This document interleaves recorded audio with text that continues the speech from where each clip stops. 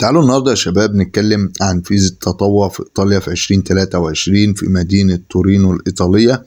وفرصة التطوع ديت يا جماعة مش هيطلب منك لغة ولا زي أي رسوم تانية، يعني التقديم فيها يعتبر مجانا ومتاحة لجميع الدول العربية، وبرضه مش هطلب فيها حساب بنكي. بس طبعا هناك شرطين يا جماعة لازم نعرفهم، وقبل كل شيء لو انت أول مرة تشوفنا يا ريت ما تنساش الاشتراك وتفعل الجرس عشان يوصلك معانا كل جديد.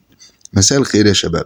تعالوا النهارده بقى يا جماعة نتكلم عن أسهل فرصة لإيطاليا مش هيطلب فيها لغة ولا يطلب منك حساب بنكي وبدون أي شروط صعبة، والفترة سنة يا جماعة، يعني لمدة سنة. بس الأول يا جماعة تعالوا نعرف إيه هي الشروط اللي هتطلب منك وقت التقديم على الفرصة ديت.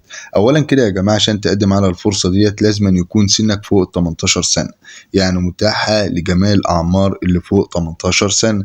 تاني حاجة يكون معك شهادة تعليمية. الشهادة التعليمية ديت يا جماعة بتكون عادي، يعني شهادة ثانوية وشهادة جامعية. طب ايه هي الفرصة ديت يا جماعة؟ الفرصة ديت هي بتوفرها مدينة تورينو الإيطالية أو منظمة تبع مدينة تورينو الإيطالية طالبة أشخاص يا جماعة المساعدة في تطوير المدينة، بس بشرط يكونوا الأشخاص دول عندهم إلمام بسياسة الاتحاد الأوروبي. ومدة التأشيرة ديت أو مدة التطوع هتكون 12 شهر، يعني سنة زي ما قلنا. والفرصة ديت يا جماعة توفر لك شوية مزايا، أولها إنهم هيساعدوك في مسألة التأشيرة، برضه هيوفروا لك تذاكر سفر، هيوفروا لك الأماكن اللي أنت هتسكن فيها، يعني مكان للإقامة وببلاش، برضه ليك راتب شهري يعني إن أنت هتاخده برضه باليورو، ووجبات مجانية. هيساعدوك برضه في مسألة تطوير اللغة الإيطالية هناك، يعني تعتبر الفرصة دي كلها مزايا. يعني لما تلاقي فرصة وتمويل كامل اعرف إن هم شاملين كل حاجة، من تذاكر طيران الإقامة الراتب الشهري حتى التأشيرة هيساعدوك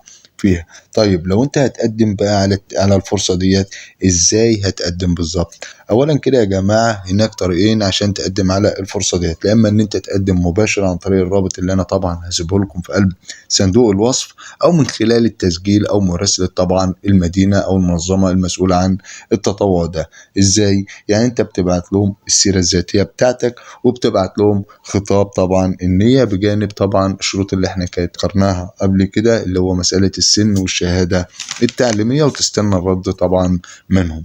مدة التأشيرة وزي ما قلنا يا جماعة هي مدة سنة، يعني هتبدأ من سبتمبر 2023 لحد سبتمبر 2024. قدامك فرصة كبيرة هي للناس اللي حابة تقدم من دلوقتي، وتعتبر زي ما قلنا متاحة لجميع الدول العربية. ودي أنسب فرصة خصوصا للناس اللي بتسألنا دايما عن طريقة للسفر بدون لغة، بدون حساب بنكي، بدون أي شروط تعجيزية، يعني أي حد يقدر يقدم عليها. في نفس الوقت طريقة التقديم تعتبر سهلة ومجانية، يعني أنت مش هتدفع قرش ساغ واحد من جيبك. ودي طبعا كل حاجة خاصة بفرصة النهاردة للناس اللي حابة تدور على إيطاليا، الناس اللي عايزة تدخل إيطاليا قانوني وبطريقة سهلة لمدة طويلة إن أنت تقدر تستقر البلد، وبرضه هتاخد مقابل قصاد التطوع.